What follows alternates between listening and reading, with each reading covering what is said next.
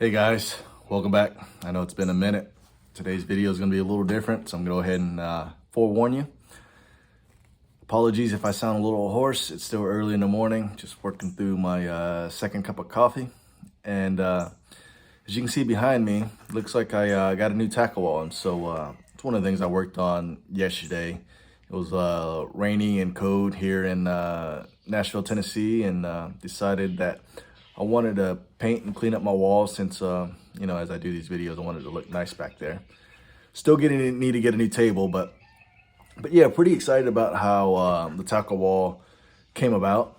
At first, I was gonna use the blue items there and just kind of hold random things like line because I got tired of like trying to find what line I had in these various boxes. And so I wanted to have like a container like that you see there, and so that I can have the line up there so you can easily see what I have going on. And I tried to use little pegs, and the pegs on the board just didn't work out well, and so decided to use all the little packaging they have there. And so I think it worked out all right. And so we'll see how long I use it and see if I make any configuration changes. But pretty stoked on how it turned out. And so another thing about this video, I apologize, as I'm just holding the phone and recording it from my phone instead of a GoPro. And so it might be a little shaky. I wanted to do like these more organic videos to talk a little bit about what I have going on. Well, one of the reasons I don't upload videos that much these days is one, I've been busy, and two, like it's a lot of work to set up a GoPro, record it, upload it to my computer, upload to iMovie, upload to YouTube. And so I've just been hesitant on doing that. I don't feel like I get that much engagement, but a few guys have made a comment like, yo, Johnny, where's a video? I haven't seen you put anything together in a while. And every once in a while I'll run into a YouTuber, out in public, and they say what's up. And so that's always cool. And so that's motivating to do a video. But again, trying to be a little bit more organic so that I can post more and be motivated. It's funny. Again, this video is just rambling, but I was talking to my brother about Randy Blockett.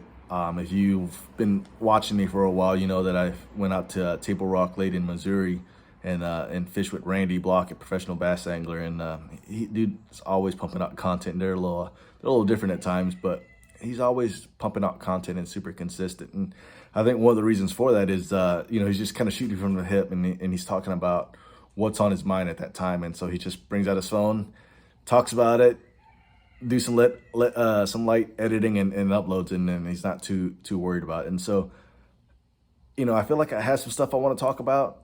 I just hesitate to talk about it because I don't want to pull out the GoPro and set it up and upload. And so I'm gonna try this phone thing for a little bit and see what type of engagement I get. But yeah, so tackle wall, and then another thing that you might see, I think I have a bourbon bottle. And so that's one of the reasons I decided to post today's videos, because I uploaded a picture of that to social media yesterday, and one of the guys on the bourbon page was like, yo, you gonna do a video? And I hesitated to do a video because I'm not sure how some of you all would take, me, talking about drinking and whatnot. But I'm not an avid drinker. I just enjoy a glass of whiskey every once in a while, and as I unwind throughout the day, and also like to try to collect. And so this is another reason why I don't like shooting videos, because I don't know if you can hear, but there's a rooster, crowing over there. I think that's the word, I don't know, but he's making noises. But it's just like trying to find the right conditions to shoot. I feel like it's tough, and that's another reason why I don't like shoot videos at fishing videos, because with it getting dark earlier these days, I only have an hour or two to fish after work, and it's just a pain in the butt to try to set all that stuff up and fish, and then when we catch something, it's low light conditions and the video doesn't look great. So I just haven't been doing it. But so I apologize. I'm just rambling today. Another thing I want to talk to you about is we just got back from fishing Gunnersville probably a week or two ago. Fished 3 days out there. Only caught fish on that third day. We fished 2 days by ourselves, trying to figure out that lake. Couldn't get a pattern together, and then hired a guide on the third day and caught a total of 45 fish on that third day between the three of us. More details about that video if you're interested. Just say, hey Johnny, let me want to know more about that the Guntersville trip, or just leave a like, comment, do something, do something engaging so it motivates me to get a video together. I just backed up the Forerunner, getting ready to go out on a fishing trip here in a little bit with one of the guys I met on social media. Mike may introduce him in the video later today, and so stay tuned for that. But gonna get my my tackle here together, and let's see what else do I want to talk about. So yeah, so today's video again is to talk a little bit about this Harbor Freight rack that I got. I think it costs around $20. Got it here, local Harbor Freight, pretty easy to put up. I want to say it's only like 3 feet long, and so I bought 2 of them. And I think the hardest part of putting this thing up is finding the studs on the wall to hang this thing up, because I think the studs are like 16 inches apart, and so with this thing being 3 feet, I just didn't have like 2 good spots to put the rack up. I bought one originally, started putting tackle up, and didn't realize I didn't have enough room, and so I had to go back to Harbor Freight, get another one, and really glad I did. But let me show you what all I have going on here. All right, here's a closer look of the tackle oil. It's weird, like a lot of these baits that I have on here, I don't even really use on a regular basis. I bought a lot of this stuff on accident. You know, between my brother and I, we have a few different things, and this is not even all the tackle, but just trying to put it in front of us so that we know what we have and what we need to order. But like these bull shads right here, this is like an impulse buy. Arrow bought like 10 of these things, or maybe 5 of them at what was the name of that store? Dick's. You know, they had a closeout sale, and we thought that was a good deal. But the reason we don't fish this thing much, it's slow sinking, and it has some weight to it. But man, the thing it's tough to fish. I don't know. I guess it's living up to its name with slow sinking. I just feel like as you wind, it just rises too quick. But the 2 main weights I like to use for Texas rigs is a 1/4 ounce and 3/8, and I like to have it up here because I can easily see that I need to order more. I got a few of these in my terminal tackle boxes, but I try to keep 2 or 3 on hand extra so that I can easily have it when I need it. Now, hook wise, I not a huge selection here, as you can see, but got 1/0 and 3/0. Try not to have like too many different sizes to choose from. Try to keep it simple where I can. And then I think I bought these Octopus Hooks for catching white bass out on Percy Priest Lake.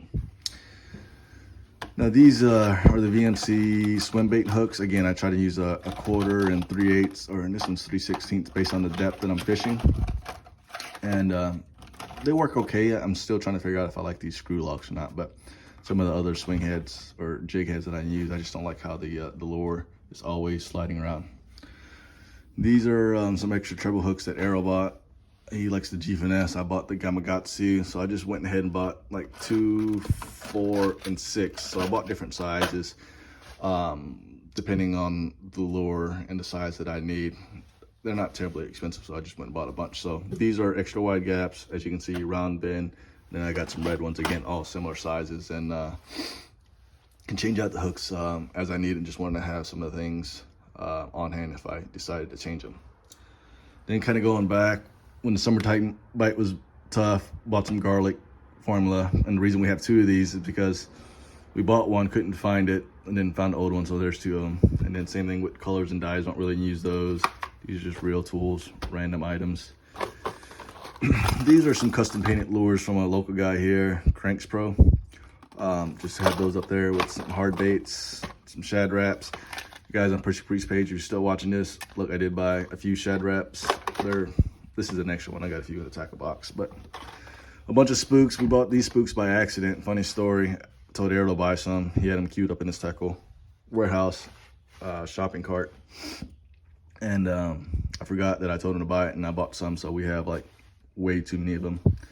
These Jigging Spoons, again on Percy Priest Lakes, these usually work really well. I have a 1/2 ounce and 3/4, different colors, different size, weight. So there's like 8 of these doggone things now. These are just little more random spoons to try to catch hybrid on the lake. These are by Barry's Tackles, it looks like. And then again, just some other random stuff.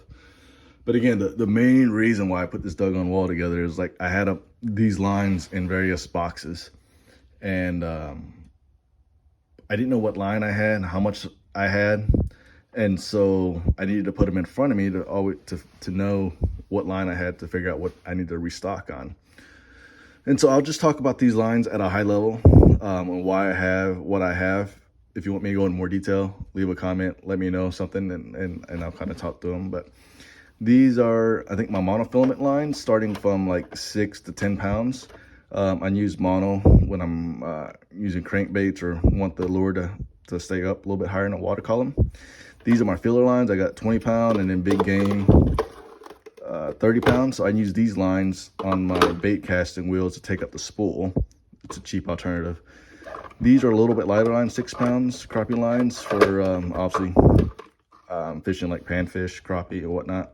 I did a lot of creek fishing back in the day, and so that's what I use this line for. This is a 10-pound Seaguard Arrow has. Typically use it for our spinning reels and leader lines. 12-pound FC Sniper. I really have learned to love Sniper. I've tried a lot of fluorocarbon in this last year of bass fishing, and the Sunline brand lineup has worked best for me. So I got 12, just bought some 14 from Flippers. He's going out of business. If you're local and have fished out of Old Hickory Lake, you know you've probably gone out of Flippers. But he had 20% off sale. I don't really need 14, but went and bought it. Then I got some 20-pound shooter for Carolina rig.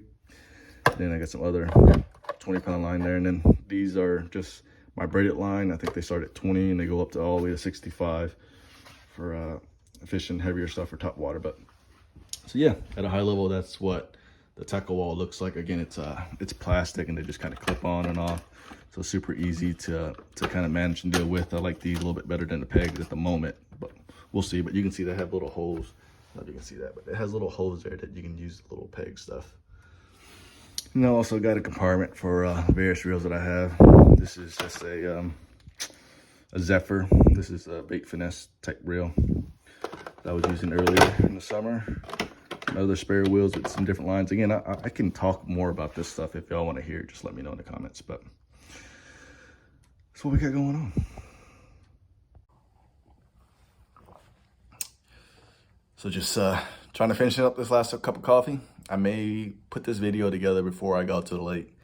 Again, just trying something different, seeing if this type of video is easier to edit, seeing if y'all like this type of content. And so again, just trying to engage with you all, and hopefully you do the same. That's all I got for now.